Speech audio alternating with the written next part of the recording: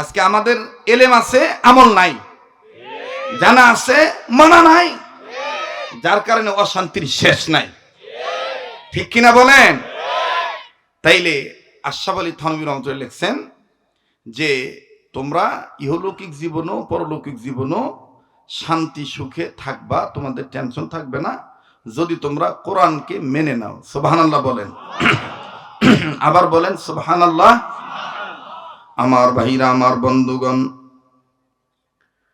আল্লাহ রাব্বুল আলামিন আজ থেকে বহু বছর আগে এই দুনিয়ার জমিনে মানুষগুলোকে সৃষ্টি করে পাঠিয়ে দিলেন। বন্ধুরা আমার, মানুষেরা দুনিয়ার জমিনে চলে আসলো।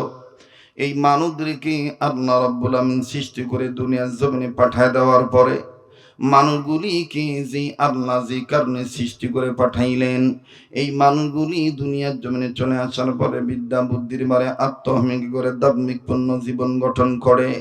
আমার বন্ধুগণ, ইমানি অন্ধকারচ্ছন্নর মধ্যে পতিত হয়ে জুলুমাতের পথে মানুষ যখন লিপ্ত হয়ে গেল, ঠিক তদানীন্তন সময়ের খারাপ মানুষগুলোকে ভালো বানাবার জন্যে, অসভ্য মানুষগুলোকে সভ্য বানাবার জন্য, অভদ্র মানুষগুলোকে ভদ্র বানাবার জন্যে, বেঈমান মানুষগুলোকে ইমানদার বানাবার জন্যে, আল্লাহ ভোলা মানুষগুলোকে আল্লাহ রাব্বুল আলামিন আল্লাহওয়ালা করার জন্যে আমার আল্লাহ দুইটা নিয়ামত দুনিয়ার জমিনে পাঠিয়ে দিলেন। নাম্বার 1, বিশ্ব নবী নবী মুহাম্মদ সাল্লাল্লাহু আলাইহি ওয়াসাল্লাম। দ্বিতীয় নম্বরে নবীদের উপরে নূর নামক কোরআন আল্লাহ নাজিল করে দিলেন। জোরে কোন সুবহানাল্লাহ। আওয়াজ দিয়ে বলেন না সুবহানাল্লাহ। আল্লাহ বললেন, নবীদি আমি রব্বুল আলামিন যে দুইটা নিয়ামত দুনিয়ার জমিনে পাঠিয়ে দিলাম, এই দুই নিয়ামতের উপর কোনো মানুষ যদি ঈমান আনে, ঈমান আনার পর কোনো মানুষ যদি দুইটা জিনিসকে আঁকড়ায় ধরে, নবীজি আমি রব্বুল আলামিন তাদেরকে রহমতের কুলে তুলে নেব, জান্নাতে যাওয়ার সোজা রাস্তা আমি আল্লাহ দেখায় দেব। আওয়াজ দিয়া বলেন না সুবহানাল্লাহ। বন্ধু, কোন নবী আর কোন কোরআন আল্লাহ পাঠাইলেন, বয়ান যদি ব্যাখ্যা রূপে করতে যাই বাজান অনেক সময় দরকার। আমি সংক্ষেপে শুধু আপনাদেরকে জানিয়ে দিচ্ছি বন্ধু। আল্লাহ রাব্বুল আমিন ডাক দিয়ে বললেন, ওয়া ইন্নাহু লাযিকরুল লাকা ওয়া লিকাউমিকা ওয়া সাউফা তুসআলুন। নবীজি আমি রব আপনার উপর যে জিকির নামক কোরআন নাজিল করলাম, এই জিকির নামক কোরআন খানা আমি আল্লাহ আপনার জন্য, ওয়া লিকাউমিকা আপনার উম্মতে মুহাম্মাদীদের জন্য আমি রব মহা সম্মানের বস্তু বানায় দিলাম। লক্ষ্য করবেন কলেজের স্টুডেন্টগণ, ও প্রফেসরগণ, ডক্টরগণ, চ্যান্সেলরগণ, ভাইস চ্যান্সেলরগণ, অধ্যক্ষ উপাধ্যক্ষ যারা আছেন, বাজার প্রভাষক যারা আছেন, খেয়াল করে শুনবেন। আমার বন্ধুগণ, আমার ভাইরা, জ্ঞানী মানুষ, আমার শিরোধার্য, আপনাদের দোয়া আমার একটা সম্পদ। গভীর মনোযোগী হয়ে কথাগুলি শোনা চাই। আল্লাহ রাব্বুল আলামিন আমাকে আপনাকে দুনিয়াতে ভালো থাকার জন্য এবং কিয়ামতের ময়দানে জান্নাতি হওয়ার জন্য আল্লাহ যে গাইড বুক দুনিয়ার জমিনে পাঠাইলেন, আমার বন্ধুগণ, এর নাম হলো কোরআন, এর নাম হলো মুকাম্মাল নিজামে হায়াত, এর নাম হলো পূর্ণাঙ্গ জীবন ব্যবস্থা, এর নাম হলো কমপ্লিট কোড অফ লাইফ। জোরে কন্না সুবহানাল্লাহ। আরে বাবাজি, পৃথিবী বিশ্ববিখ্যাত অনেক দার্শনিক ছিলেন আমার বন্ধুগণ, আমার ভাইরা। কেউ ছিলেন ধর্মীয় দার্শনিক, কেউ ছিলেন বিধর্মী দার্শনিক। তন্মধ্যে বাজান অনেক দার্শনিকের নাম অনেকেই জানেন। তন্মধ্যে বাজান একজনের নাম আমি আপনাদের সামনে বলে দিয়ে যাই। তার নাম হলো জর্জ বার্নার্ড শ, খ্রিস্টান ধর্মের মানব। ও বাবাজি, এই জর্জ বার্নার্ড শর কাছে পৃথিবী বিশ্ববিখ্যাত সাংবাদিকগণ যারা, তারা সবাই এসে জিজ্ঞাসা করে বললেন, স্যার আপনি বলেন তো দেখি, এই জমিনের উপরে আসমানের নিচে সব চাইতে ভালো মানুষ কারা? এবার জর্জ বার্নার্ড শ উত্তর দিয়ে বললেন, ওগো সাংবাদিক বৃন্দ, তোমরা আমার কাছে জানতে চেয়েছো পৃথিবীর জমিনের উপরে আসমানের নিচে সব চাইতে ভালো মানুষ কারা।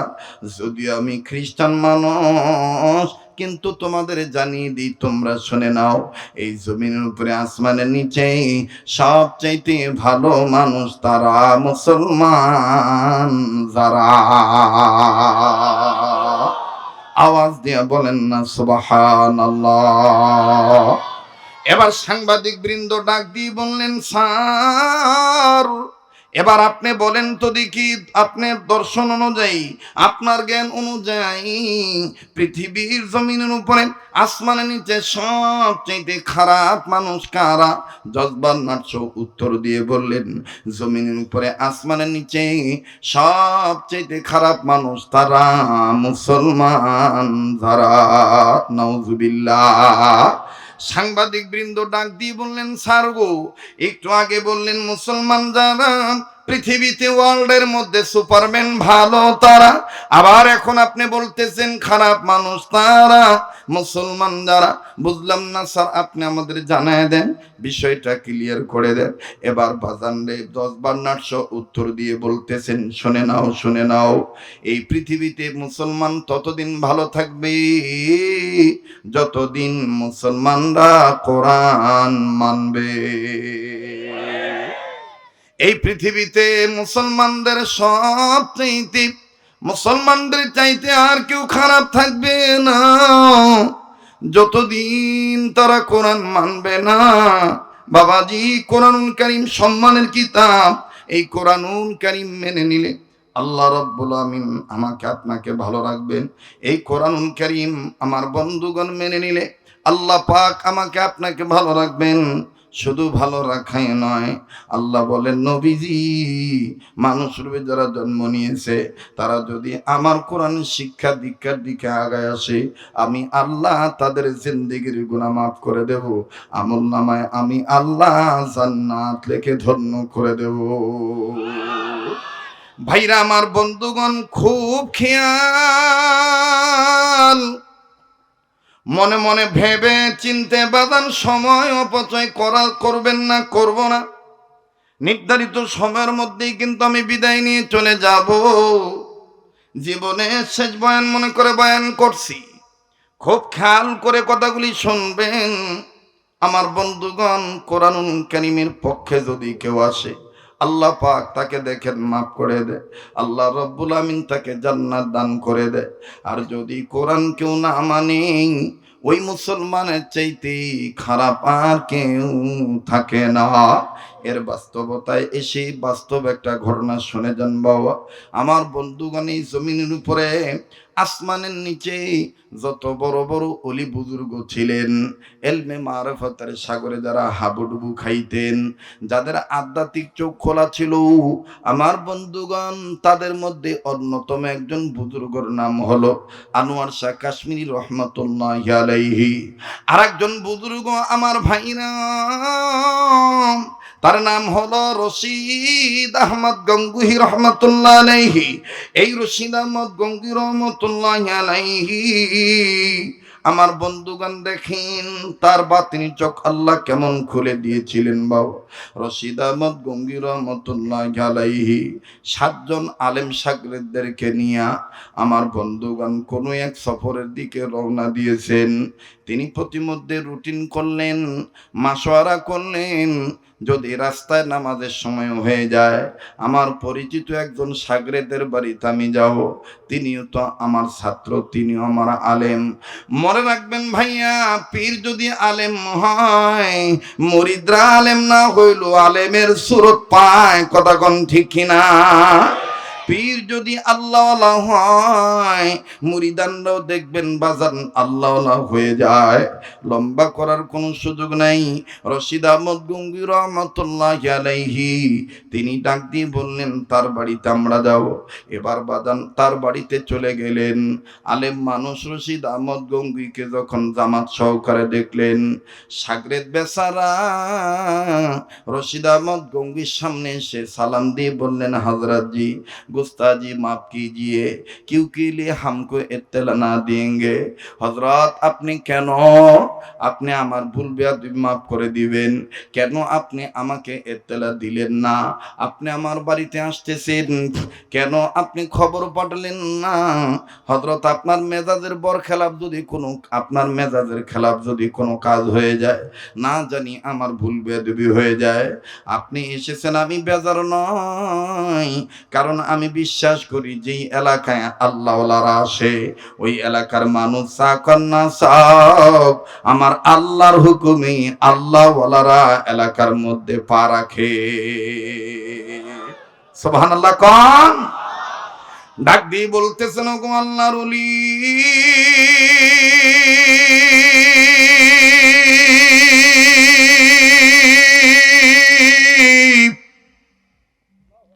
আপনি আমাকে ক্ষমা সুন্দর দৃষ্টিতে দেখবেন গলি। কি খেদমত করতে পারি বলেন না? আল্লাহর ওলি রশিদ আহমদ গঙ্গী রহমতুল্লাহ আলাইহি বললেন, বাবা আমার তেমন কোনো জরুরত নাই, আমার তেমন কোনো চাহাত নাই। এবার আল্লাহর ওলির শাগরেদ হাতে একটা ব্যাগ নিয়া বাজান রে ডাক দিয়ে বলতেছেন, হযরত আমি বাজারে যাই, আপনি আপনার শাগরেদদেরকে নিয়ে একটু বসেন। আমি আপনার কাছে বলতে চাই হযরত জি, আমি বাজারে যাব, বাজার থেকে আমি আপনার জন্য খাদ্য খাবার কিনে নিয়ে আসবো, আপনাকে আমি মেহমানদারি করাবো। রশিদ আহমদ গঙ্গী রহমতুল্লাহ আলাইহি বললেন, না আমার এই বাজার লাগবে না, আমি তোমার বাড়িতে খাইতে আসি নাই, ওক্ত হলে নামাজ আদায় করে আমি চলে যাব।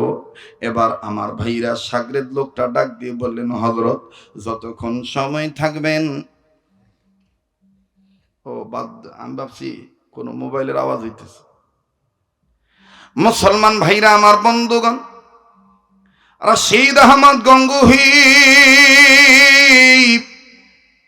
ডাক দিয়ে বলতেছেন, বেটা রে আমার তেমন কোনো কিছুর জরুরত নাই, তবে তুমি যেহেতু বারবার বলতেছো তুমি খেদমত করতে চাও, তাহলে আমি তোমায় বলে দেই, তুমি আমারে এক লোটা পানি এনে দাও, এক বদনা পানি এনে দাও।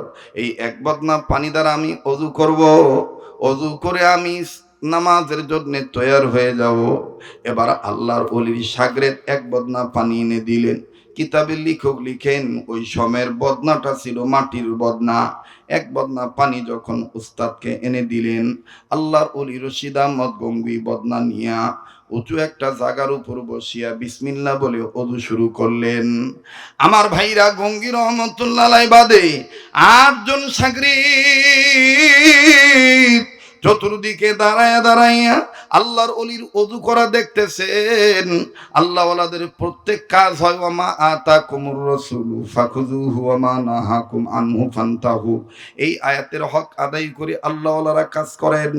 মুসলমান ভাইরা আমার বন্ধুগণ, আল্লাহর ওলি রশিদ আহমদ গঙ্গী যখন বিসমিল্লাহ বলিয়া আমার বন্ধুগণ প্রথম 2 হাত কবজি 3 বার ধুইলেন। হাত ধোয়ার পরে বাজান দ্বিতীয়বার মুখে পানি দিবেন।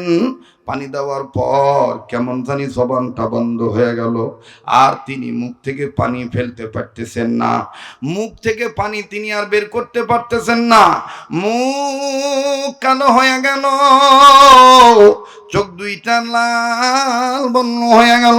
আল্লাহর ওলি এমন ঘামা ঘামতেছেন, বাবাজি নবী আল্লাহর ওলি নবীদের ওয়ারিস ওয়ারাসাতুল আম্বিয়া হক্কানি আলেম রশিদ আহমদ গঙ্গী রহমতুল্লাহি আলাইহি জবান যখন বন্ধ হয়ে যায়, চেহারা যখন কালো হয়ে যায়, চোখ দুইটা যখন লাল বর্ণ হয়ে যায়, আল্লাহর ওলি কাউকে কিচ্ছু বলতে পারতেছেন না।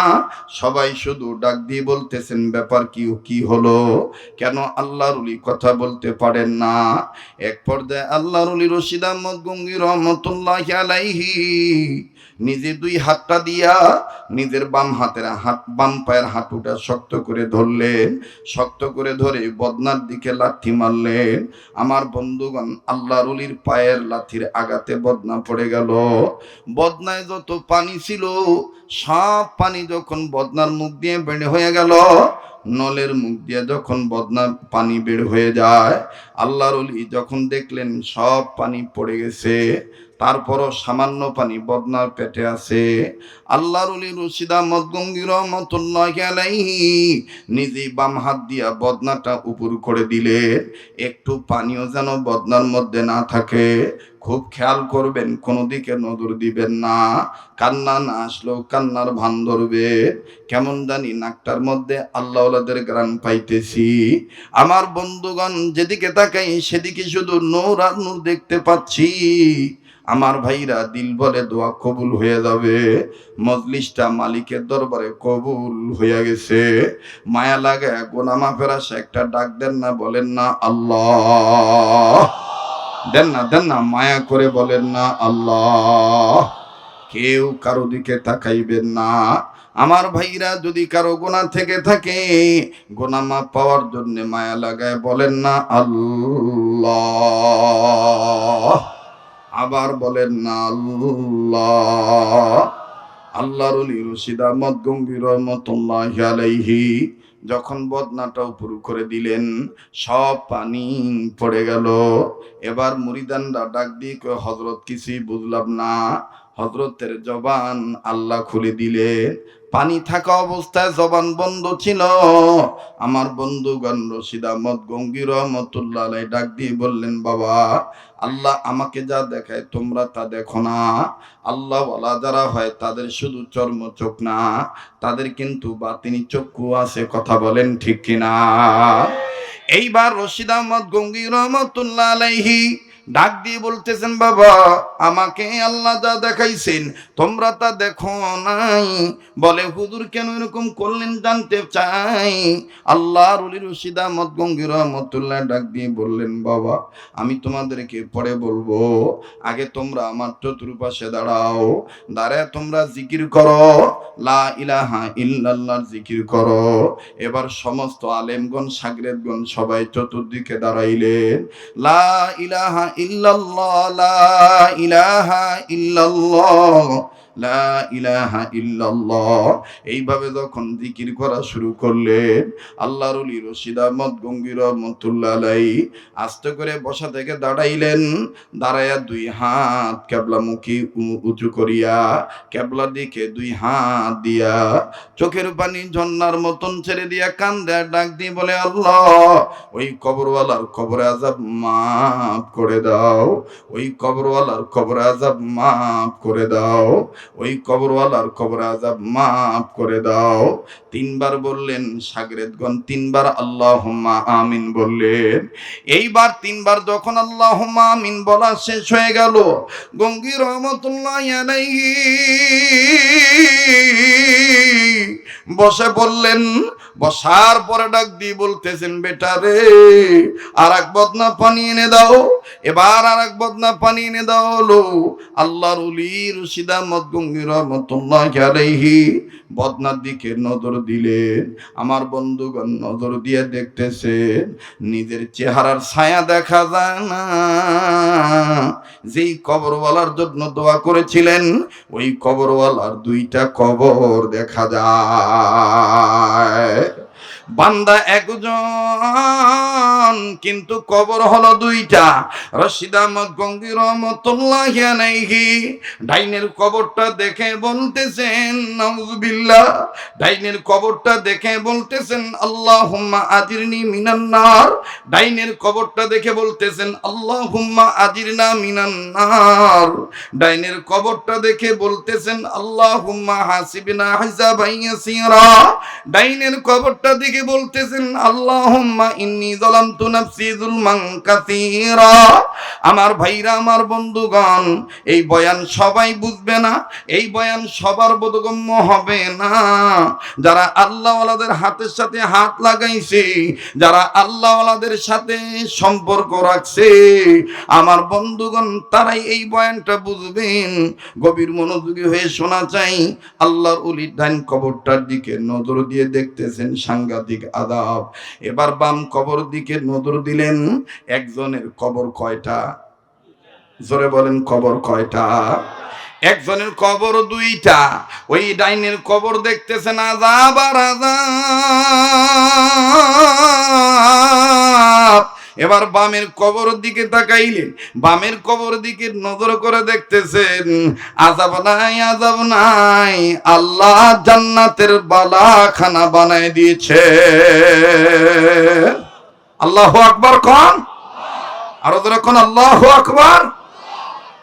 বাজান রে, রশিদ আহমদ গঙ্গী রহমতুল্লাহি আলাইহি ওইটা বাম সাইডের কবরটা দেখার পরে আল্লাহকে ডাক দিয়ে বললেন আলহামদুলিল্লাহ, আল্লাহ আপনি বলেছেন উদউনি আস্তাজিব লাকুম, আল্লাহ আপনি বলেছেন ওয়া ইযা সাআলাকা ইবাদি আন্নী ফাইন্নী করিব, আল্লাহ আপনি বলেছেন ফাযকুরুনি আযকুরুকুম, আল্লাহ আপনি বলেছেন আপনাকে ডাকলে আপনি ডাকে সাড়া দিবেন, আল্লাহ আপনার কাছে কিছু চাইলে আপনি দিয়ে দিবেন, আল্লাহ আপনার কাছে কোনো কিছু বললে আপনি কবুল করবেন, আল্লাহ আপনি কবুল করে নিয়েছেন, আলহামদুলিল্লাহ, আলহামদুলিল্লাহ।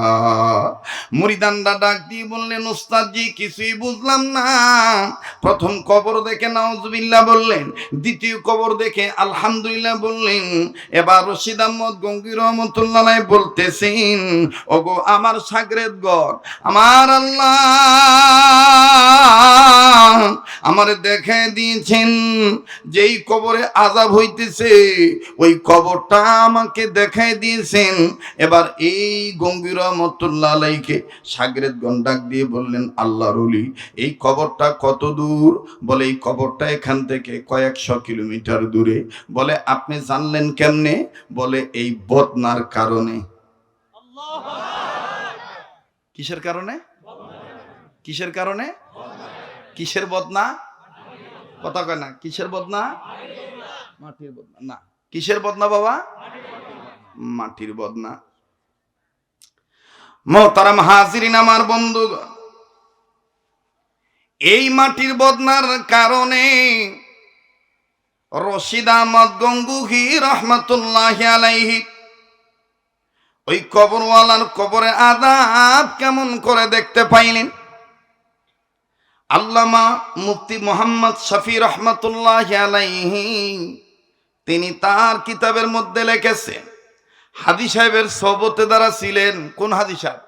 আমার বাংলাদেশের হাদি সাহেব হাজী আমদাদুল্লাহ সাইয়্যিদুত তাইয়্যিফা হাজী আমদাদুল্লাহ মুহাজিরে মক্কি রহমতুল্লাহি আলাইহি। আল্লাহু আকবার। কষ্ট হইতেছে আপনাদের? কোনো কষ্ট নাই, অনেকদিন পর পাইছে। মানিকগঞ্জের ভাষায় কয় ভালোই না একবার নইছে, ঠিক না? মন ভালো থাকলে সব ভালো, আর মন যদি খারাপ থাকে সব খারাপ। কথা কোন ঠিক কিনা? রশিদ আহমদ গঙ্গী রহমতুল্লাহ বলেন বাবা এই বদনাটার কারণেই সব হইছে।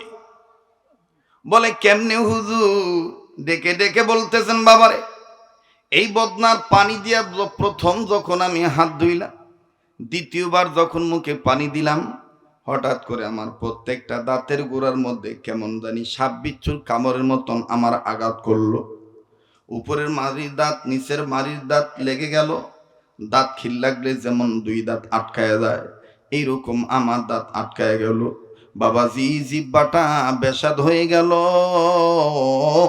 এই জিহ্বার মধ্যে কোনো স্বাদ পাইলাম না, শুধু এতটুকু অনুধাবন করতে পারলাম এই পানিটা খুব দুর্গন্ধ, খুব তিতা, খুব তিতা। এবার রশিদ আহমদ গঙ্গী রহমতুল্লাহ বললেন, আমি তখন আল্লাহকে ডাক দিয়ে বললাম মালিক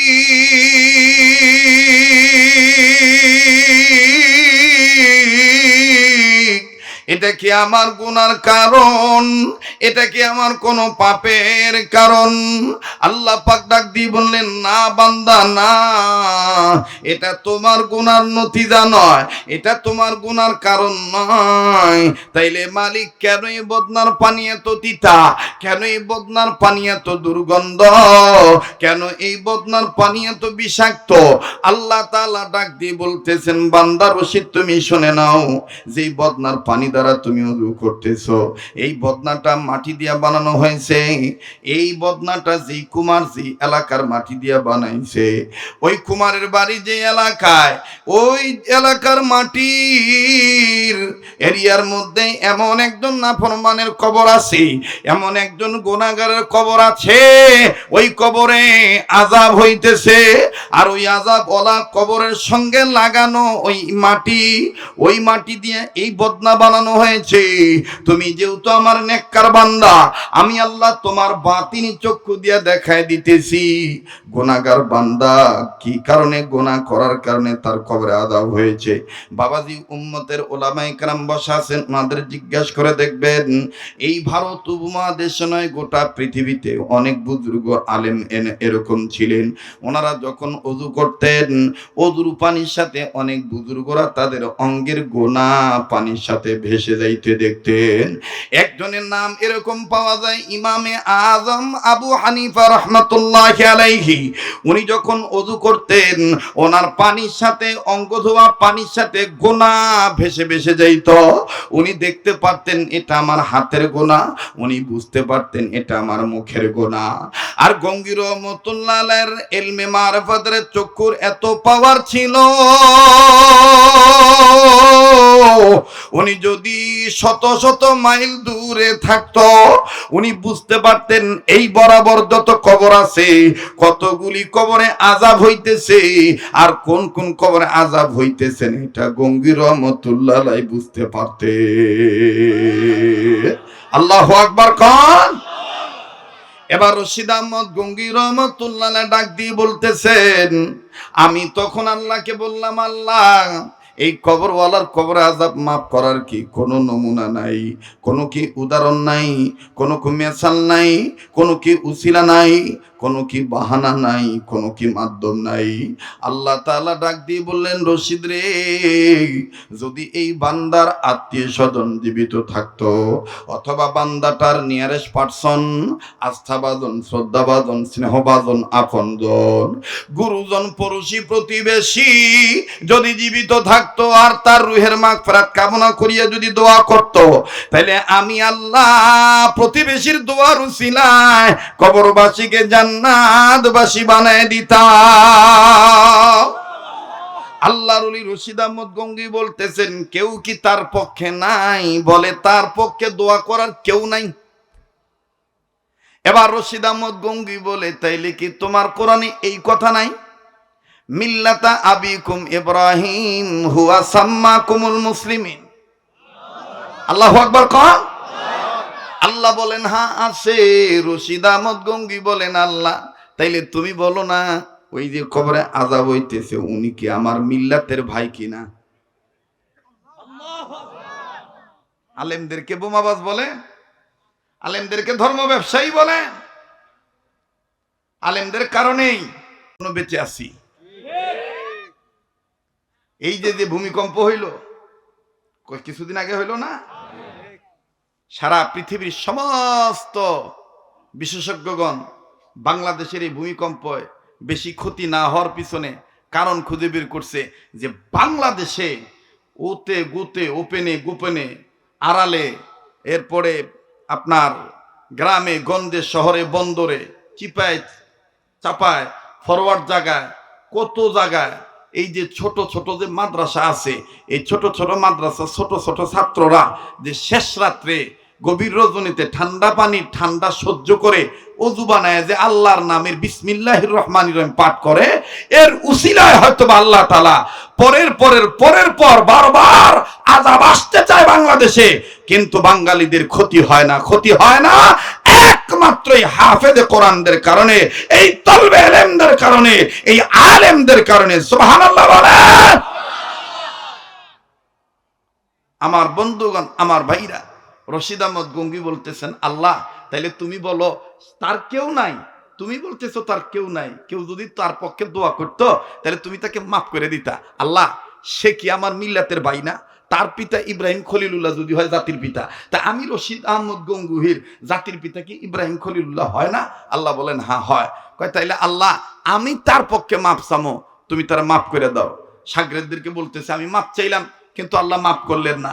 আল্লাহ তাআলা আমার কাছে এলকার মাধ্যমে জানিয়ে দিলেন, রাশিদ মাপ এভাবে নয়, আমার নবীর উপরে আমি যেটা নাজিল করছি ওইটা যদি তুমি বলো তাইলে আমি আল্লাহ মাফ করে দেব। সেটা কি?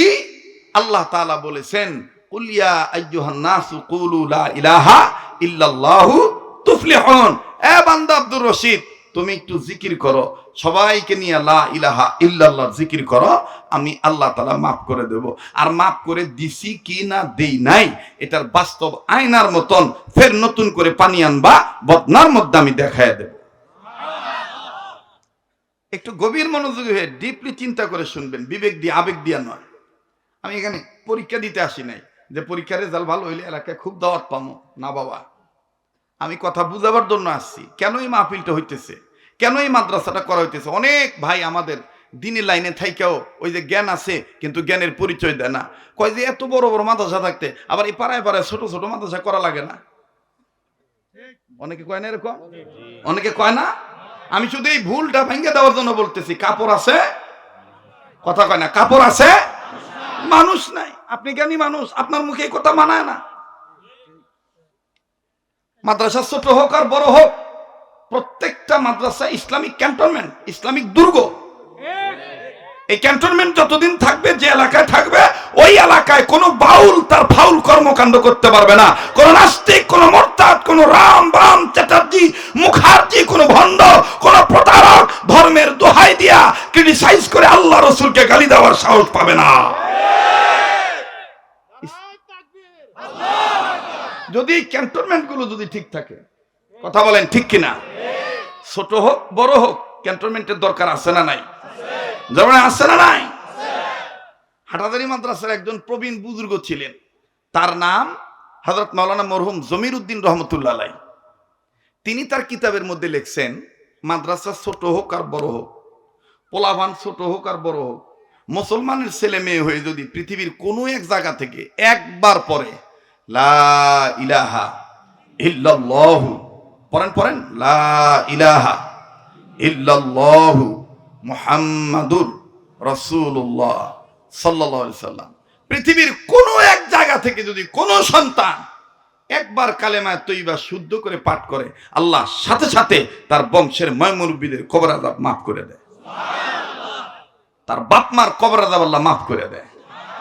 তাহলে এবার আপনারা একটু উত্তর দিয়ে বলেন তো, এই মাদ্রাসায়, এই যে আপনার ধানকোড়া, গুয়াড়িয়া, বাইতুল মামুর জামে মসজিদ এবং মদিনাতুল উলুম যে হাফিজিয়া মাদ্রাসা, এতিমখানা, এই মাদ্রাসায় আর কিছু না হোক কালেমা তৈয়্যিবা পড়ানো হয় কি হয় না? বলেন। আমি অনুরোধ করে বলবো বিনয়ের সহিত কেউ উঠবেন না, এখন উঠলে আল্লাহ নারাজ হয়ে যাবে। আর আমাকে অবহেলা করবেন না। আল্লাহ তাআলা তার এই গোলামকে প্রত্যেক বৎসর 2014 থেকে শুরু করে 2025-এর আরাফাতের মাঠ পর্যন্ত, এই যে হজ গেল যে বিগত হজ পর্যন্ত এক বছরও, হ্যাঁ তবে করোনার বছরটা শুধু বাদ ছিল, বাকি পুরা সিরিয়াল মোতাবেক আল্লাহ তাআলা আরাফাতের মাঠে হাজিরা দেওয়ার তৌফিক দিয়েছেন। এবং গোটা রমজান মাস আল্লাহ আমাকে মদিনায় রাখেন, আমি পুরা রমজান মাস মদিনায় থাকি। এই হাত দিয়ে আল্লাহ বারবার কাবা ধরায়, এই হাত উঠাই আপনাদের জন্য দোয়া করব। আল্লাহ তাআলা আপনাদের দোয়ার উসিলায় আমাকে কবুল করতে পারে, আমার দোয়ার উসিলায় তাআলা আপনাদেরকে কবুল করতে পারে। কথা বলেন ঠিক কিনা? খুব খেয়াল করে কথাগুলি শুনবেন। বলেন, এই মদিনাতুল উলুম হাফিজিয়া মাদ্রাসায় লা ইলাহা ইল্লাল্লাহ পড়ানো হয় কি হয় না? পড়ানো হয় কি হয় না? বিশ্বাস না হলে সকালে আসবেন, আইসা দেখবেন মক্তবের শিক্ষক কত সুন্দর করে যোগ দিয়া পড়াইতেছে, একেবারে জজবানিয়া। সবাই পড়ো কালেমায়ে তৈয়্যিবা লা ইলাহা ইল্লাল্লাহু মুহাম্মাদুর রাসূলুল্লাহ সাল্লাল্লাহু। তাহলে আর কিছু না হোক কালেমা তৈয়্যিবা তো পড়ানো হয়। তাহলে কালেমা তৈয়্যিবা পঠিত এই ক্যান্টনমেন্টের দরকার আছে না নাই? দরকার যদি আছে, কারা কারা মনে করেন একটু হাত তুলে দেখান তো। নারায়ে তাকবীর, হাত নামান। এবার আমার সাথে একটু ওয়াদা দেন তো, যে এই কাবা ধরা হাতের সাথে হাত উঠাইয়া দোয়া করে একসাথে যাবো ইনশাআল্লাহ। হ্যাঁ আল্লাহ অনেকে হ্যাঁ হ্যাঁ বয়ান তো চলবো, হাত উঠান। নারায়ে তাকবীর, নারায়ে তাকবীর। আল্লাহ কবুল করেন। সবাই তো আর কবুল হইতে পারবে না, আল্লাহ যাদেরকে কবুল করবে তারাই কবুল হবে, কথা কোন ঠিক কিনা? তো আমি আপনাদের কাছে ছোট্ট একটা আবদার করব। ওই বদনার মধ্যে কি হইলো, কি দেখলেন? দুটি পথ, দুই ধরনের কবর দেখলেন। আমি বলছি বলবো, তবে বলার আগে আমি দেখতে চাই কালেমা তৈয়্যিবা নিয়া মরণের সময় কালেমা পড়তে পড়তে মরতে চান, এই টেন্ডেন্সি, কিউরিসিটি কার কার অন্তরে জাগ্রত আছে বাপমার মহাব্বতে? আমি ছোট্ট একটা আবদার করব আমার বন্ধুগণ। সে আবদারটা হইল এই মাদ্রাসার এবং মসজিদের, তাই না? মাদ্রাসা মসজিদের নাকি শুধু মাদ্রাসার? শুধু মাদ্রাসার ভবন নির্মাণের কাজ চলতেছে। ভাইয়া, এই যে যুবক, উঠিও না, উঠবা না। আমি আপনাদের কাছে প্রথমে বলি, বলেন ইয়া আল্লাহ, বলেন ইয়া আল্লাহ। নবীর উসিলায়, নবীর উসিলায় 1000 বস্তা সিমেন্টের ব্যবস্থা করে দাও। জোরে কোন আমিন, আরো জোরে কোন আমিন। এখানে লেখছে যত, তার চাইতে 300 বেশি ধরছি। কথা বুঝতে পারছেন? তার চাইতে 300 বেশি ধরছি। 1000 বস্তা সিমেন্ট। এখানে আমি জানি সাটুরিয়ার মানুষ ধর্মপ্রিয় মানুষ, আলেম প্রিয় মানুষ, আল্লাহ ওনাদেরকে মহব্বত করেন। এমন কোন মায়ের সন্তান আছেন যে হুজুর মরণের সময় লা ইলাহা ইল্লাল্লাহু মুহাম্মাদুর রাসূলুল্লাহ এই কালেমা পড়তে পড়তে মরতে চাই, অথবা আমার বাপ মা নাই, বাপ মা কবরে আছে, তাদের জন্য গুরের আযাব আল্লাহ মাফ করে দেয়। আমি আমার বাবা মার রুহের মাগফিরাত কামনায় আমি 100 বস্তা সিমেন্ট আমি দিয়ে দেবো হুজুর, আপনি আমার জন্য দোয়া করবেন। আমি এই ময়দান একটু দেখতে চাই। 10টা লোক 100 বস্তা সিমেন্ট, 50,000 বা 52,000 টাকা লাগতে পারে কম বেশি। একজন ব্যক্তি কে আছে যে হুজুর আমি 100 বস্তা সিমেন্ট আমি আল্লাহর নবীর ঘরে আমি দিয়ে দেব, মাদ্রাসার উন্নয়ন কল্পে আমি দিয়ে দেব, আপনি আমার জন্য দোয়া করবেন? কেউ আছেন এখানে? 10 জন ব্যক্তি, 10 জন ব্যক্তির মধ্যে একজন 100 বস্তা সিমেন্ট দিবেন, আল্লাহ কবুল করবেন ইনশাআল্লাহ। রব্বে কাবা মঞ্জুরি দিয়ে দিবেন। আমার ভাইরা, হাজার হাজার টাকা বিভিন্ন কাজে বেহুদা খরচ হয়ে যায়, আপনি নবীর ঘরের উন্নয়ন কল্পে আপনি দান করবেন, রব্বে কাবা কবুল করবেন ইনশাআল্লাহ। 100 বস্তা সিমেন্ট। ও ডাক্তার, মাস্টার, ইঞ্জিনিয়ার, প্রফেসর, আপনারা অনেক অনেক শিক্ষিত মানুষ, আপনার ধর্মপ্রিয় মানুষ, আল্লাহওয়ালাদের ভক্ত হইয়া, মা বাবার দরদি সন্তান হইয়া এখানে এমনও ব্যক্তি আছেন গো বাজান, একাই 500 বস্তা সিমেন্ট দেওয়ার মতন আল্লাহ তৌফিক দিয়ে সামর্থ্য দিয়েছেন, অর্থ এবিলিটি আপনাদের আছে। কিন্তু আমি এরকম চাপায় দেই নাই। 100 বস্তা সিমেন্ট আমি একটু আবদার করেছি। আল্লাহর কোন মাহবুব বান্দা এখানে আছেন, একটু দিলটা তৈয়ার করে আপনি নামটা লেখাবে, রব্বে কাবা কবুল করবেন ইনশাআল্লাহ। মালিক মঞ্জুরি দিয়ে দিবেন, আমার আল্লাহ কপাল খুলে দিবেন। আমার বন্ধুগণ, মা বাবার দরদি সন্তান হইয়া, নবীজিকে মোহাব্বত করিয়া, নবীর প্রেমিক আশিক রাসূল উম্মত হইয়া আপনি দান করবেন, আমার আল্লাহ কবুল করবেন ইনশাআল্লাহ। লা ইলাহা আজরে লা ইলাহা ইল্লাল্লাহ, আজরে লা ইলাহা, আর জোরে লা ইলাহা ইল্লাল্লাহু ইল্লাল্লাহ ইল্লাল্লাহু ইল্লাল্লাহ, লা ইলাহা ইল্লাল্লাহ, লা ইলাহা, জোরে লা ইলাহা, লা ইলাহা ইল্লাল্লাহু মুহাম্মাদুর রাসূলুল্লাহ সাল্লাল্লাহু আলাইহি ওয়াসাল্লাম। মাদ্রাসার সম্মানিত কেশিয়ার মহোদয় জনাব মোহাম্মদ রফিকুল ইসলাম সাহেব, তিনি 100 বস্তা। জোরে কর মারহাবা। এখন ওনার অ্যাবিলিটি সম্বন্ধে আপনাদের জানা আছে, আমার তো জানা নাই, ঠিক না হুজুর? ঠিক আছে না? তো রফিক সাহেব 100 বস্তা, জোরে কর মারহাবা। আগেও 1 টন রড দিছে, আজকে আবার 100 বস্তা সিমেন্টের নাম লেখাইলেন। আল্লাহ কবুল করেন, জোরে কর আমিন। আল্লাহ দানের খবর মদিনায় পৌঁছায় দেন, জানে মালে বরকত দিয়ে দেন। আল্লাহ বংশধরের কবর আযাব মাফ করে দেন। আল্লাহ দানের উসিলায় সকল ধরনের বড় বিপদ থেকে উদ্ধার করে দিয়েন। ইয়া আল্লাহ সব ধরনের বড় ধরনের রোগ থেকে হেফাজত করেন, বলেন আমিন। এবার কেশিয়ার সাহেবেরটা পাইলাম, সেক্রেটারি সাহেব নাই, কথা কয় না। সেক্রেটারি কো, ও লিখতেছে।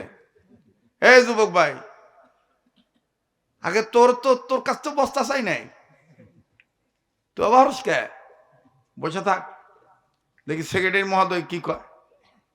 আগে নিজেদের দিয়ে শুরু হোক নাকি কন? সেক্রেটারি সাহেব ইনশাল্লাহ কতটুকু পারেন দেখি ইনশাল্লাহ। ও অন্য ফাংশনে যাবে, ও সেক্রেটারি সাহেব অন্য ফাংশনে যাইব না। আমি আজকে নিয়ত করছি যে 1000 বস্তা সিমেন্ট, আর আমার যে প্রতি মাহফিলে যে একটা অভ্যাস অনুযায়ী নগদ আমি একটা কাজ করে দিয়া বাকি কথা ফিনিশিং দিয়া বিদায় নিয়ে চলে যাব। এই জন্য আমি আজকে সিমেন্টটাই ধরছি, কারণ এখানে যে বড় লিস্ট, তাতে মনে করেন যে আউয়াল আখের পর্যন্ত হাসর নাসর মিজান পুলসিরাত কবর সব আছে, বোঝেন নাই? তো এত তো আর আমার সম্ভব না। আমি 1000 বস্তা সিমেন্ট, এর মধ্যে কেশিয়ার সাহেবের 100 বস্তা পাইলাম, আর 900 বস্তা আপনাদের মধ্যে গ্রামের মধ্যে যারা দানবীর আছেন, যাদের দেওয়ার মতন সামর্থ্য আছে, আপনারা আগে আগে দিলে ইনশাল্লাহ জনগণের মধ্যে উৎসাহ বৃদ্ধি পাবে। কথা কন ঠিক কিনা? যে আল্লাহর কোন বান্দা আছেন, আপনাদের সভাপতি সাহেব নাই, ও বাজান কোন সে দেই কি করা যায়? হ্যাঁ দেওয়ান লাগবো, কি দিবেন বাপ কোন তো? মাশাআল্লাহ সভাপতি সাহেব 50 বস্তা কইছে, হাসি খুশি ভাবে 50 বস্তা নিয়ত করছে। আল্লাহ কবুল করুন, জোরে কোন আমিন, আর জোরে কোন আমিন। আল্লাহ সভাপতি সাহেবের হায়াতের মধ্যে বরকত দিয়ে দেন, আল্লাহ জানে মালে বরকত দিয়ে দেন, বংশধর কবর আযাব মাফ করে দেন। আল্লাহ দানের খবর মদিনায় পৌঁছে দেন, বলে না আমিন। আচ্ছা 1000-এর মধ্যে কয়শ হইল? 150 হইছে। আচ্ছা 1000 নাও, অন্তত 500 তো হইব নাকি কন? হবে না? আর 350 বস্তা এই ময়দান থেকে এমন কোন ভাই আছেন যখন আমি 50 বস্তা দিব, আপনি আমার জন্য একটু দোয়া করবেন। আল্লাহর কোন বান্দা আছেন, আল্লাহর কোন মাহবুব বান্দা আছেন, একটু হাত তুলে দেখাবেন যে হুজুর আমি 50 বস্তা সিমেন্ট দিয়ে দেব। আল্লাহ আমি জানি না কাকে আপনি কবুল করবেন। ওই যে আমার এক ভাই নাম কি গো ভাই? মিজানুর রহমান ভাই। জি মিজান ভাই 50 বস্তা সিমেন্ট, দরকার মারহাবা। এই গেদা, এই তোরাও দিকটা হাসকে, আপনি এই বাচ্চাগুলো একটু কোলে রাখেন। জি মিজান ভাই 50 বস্তা। আল্লাহ আমার মিজান ভাইয়ের দানকে আপনি কবুল করেন। আল্লাহ এই দানের খবর মদিনায় পৌঁছায় দেন। আল্লাহ তার নাম মিজান, এই দানের উসিলায় হাসরের ময়দানে মিজানের পাল্লা নেক দিয়ে ওজন বাড়ায় দিন, জোরে বলেন আমিন। তাইলে 150 আর 50 কত হইল? হ্যাঁ আর 300 বস্তা, 6 জন ব্যক্তি, 6টা বান্দা, এই বিশাল মজলিসে এই মদিনাতুল উলুম হাফিজিয়া মাদ্রাসার ভবনের পক্ষে আপনি দিবেন ইনশাল্লাহ। এই বারবার এই লাইটটা কেরা মারে রে? প্যান্ডেলের মধ্যে লাইট মারে কেরা? হ্যাঁ আল্লাহ হেফাজত করুক, জোরে কোন আমিন। 6 জন ব্যক্তির কাছে 300 বস্তার আবেদন। 6 জনের মধ্যে 1 নাম্বার কে আছেন? কোন যুবক ভাই আছেন? কোন ব্যবসায়ী ভাই আছেন? কোন প্রবাসী সন্তানের পিতা আছেন? অথবা প্রবাসী পিতার সন্তানগণ আছেন? একটু নাম লেখাবেন যে হুজুর আমি 50 বস্তা সিমেন্ট দিয়ে দেবো। আল্লাহ কবুল করবেন ইনশাল্লাহ। 6টা বান্দার দরকার। আল্লাহ আমি জানি না কাকে আপনি কবুল করবেন, রব্বে কাবা আপনি মঞ্জুরি দিয়ে দেন, বলেন না আমিন। 6 জন ব্যক্তি নিয়ত করবেন বন্ধু, 25,000 টাকা মদিনাতুল হাফিজিয়া মাদ্রাসার এতিমখানা ভবনের জন্য আপনি দান করবেন। আল্লাহ কবুল করবেন ইনশাআল্লাহ, রব্বে কাবা মঞ্জুরি দিয়ে দিবেন। ভাইজান কত টাকা পয়সা কত জায়গায় নষ্ট হয়ে যায়, আল্লাহ গো জানি না কাকে আপনি কবুল করবেন, মালিক আপনি কাকে মঞ্জুর দিয়ে দিবেন। নবীর প্রেমিক হইয়া মিজান ভাইয়ের মতন আর কোনো ভাই এখানে যদি থাকেন গো বাজার, হিম্মত করে আপনি নামটা লেখাই দিবে, হুজুর আমি 50 বস্তা সিমেন্ট দিয়ে দেব। আল্লাহ রব্বুল আমিন কবুল করবেন ইনশাআল্লাহ, মালিক মঞ্জুরি দিয়ে দিবে। আল্লাহ গো আমি জানি না কাকে আপনি কবুল করবেন, আল্লাহ আমার জানা নাই। আল্লাহ আপনার দানবীর বান্দাদের সাথে, দাতাদের সাথে আজকে আমার পরিচয় করায় দিবেন, সবার সাথে পরিচিত হওয়ার সুযোগ দিবেন। বলেন আমিন। লা ইলাহা ইল্লাল্লাহ, জোরে লা ইলাহা, আরো জোরে লা ইলাহা ইল্লাল্লাহ, জোরে লা ইলাহা। আমার ভাইরা, আমার বন্ধুগণ, 300 বস্তার মধ্যে কোন যুবক যদি এইরকম থাকেন, হুজুর আমি 30 পারা কোরআনকে মহাব্বত করে আমি 30 বস্তা সিমেন্ট আমি দিয়ে দেব, আমি 20 বস্তা সিমেন্ট আমি দেব, এরকম যদি কোনো ভাই থাকেন 20টা বস্তা সিমেন্ট আপনি দিতে পারবেন, 30 বস্তা সিমেন্ট দিবে, খুশি হইয়া মার দরদি, বাবার দরদি সন্তান হয়ে আপনি নাম লেখায় দিবে, আল্লাহ পাক কবুল করবেন ইনশাআল্লাহ। না আমি এটা তো এখন বলি নাই, বাচ্চাটার আওয়াজ আমার খুব ডিস্টার্ব করতেছে। আপনারা বাচ্চাগুলো কেন নিয়ে আসছেন? এরা কি ওয়াজ বুঝে? বলেন। আমার বন্ধুগণ, 50 বস্তা সিমেন্টের পক্ষে, 300 বস্তার পক্ষে 30 বস্তা সিমেন্ট দেওয়ার মতন 30 পারা কোরআনকে মহব্বত করে যে হুজুর আমি দেব 30 বস্তা সিমেন্ট, কোনো ভাই এই ময়দানে নাই? এ বিশাল মজলিসে 30 বস্তা সিমেন্ট দেওয়ার মতন কি কোনো বন্ধু এখানে নাই? 20 বস্তা সিমেন্ট আপনি দিবেন, আল্লাহ পাক কবুল করবেন ইনশাআল্লাহ, রব্বে কাবা মঞ্জুরি দিয়ে দিবেন ইনশাআল্লাহ। যাজ্ঞে বাদান 300 বস্তা সিমেন্ট 30 জন ব্যক্তি যদি 10 বস্তা করে দিয়ে দেয়, তাইলে 300 বস্তা হয়ে যায়, কথা কোন ঠিক কিনা? এর মধ্যে জনাব মোহাম্মদ ডাক্তার শাহজাহান ভাই, শাহিন ভাই, তিনি 10 বস্তা, জোরে কোন মারহাবা, একটু জোরে বলেন না মারহাবা। আল্লাহ ডাক্তার শাহিন ভাইয়ের দানকে কবুল করে, দানের খবর মদিনায় পৌঁছায় দেন, জানে মালে বরকত দিয়ে দেন, বলেন না আমিন। দানের উসিলায় দানকারীর বংশধরে করা আযাব মাফ করে দেন। দ্বিতীয় নম্বর কোন ভাই আমার আছেন? হুজুর আমি 10 বস্তা, ওই যে এক বাজান হাত উঠাইছে, কি নাম বাজান? ওই যে 2 জন,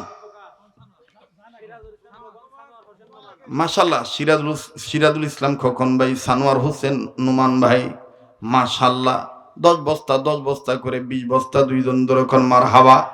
এই তো 3 জন হয়ে গেল। আর 27 পারা কোরআনকে মহব্বত করে 4 নম্বর পারার পক্ষে কে আছেন গো? 10 বস্তা সিমেন্ট আপনি দিয়ে দিবেন, কি নাম বাজা?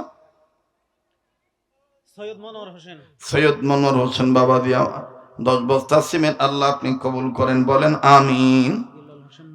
মাশাআল্লাহ, জনাব মোহাম্মদ বিল্লাল হোসেন ভাই নগদ 2000 টাকা, ছেলে মেয়ে মিলে 15 বস্তা সিমেন্ট, যখন মারহাবা, নারায়ে তাকবীর।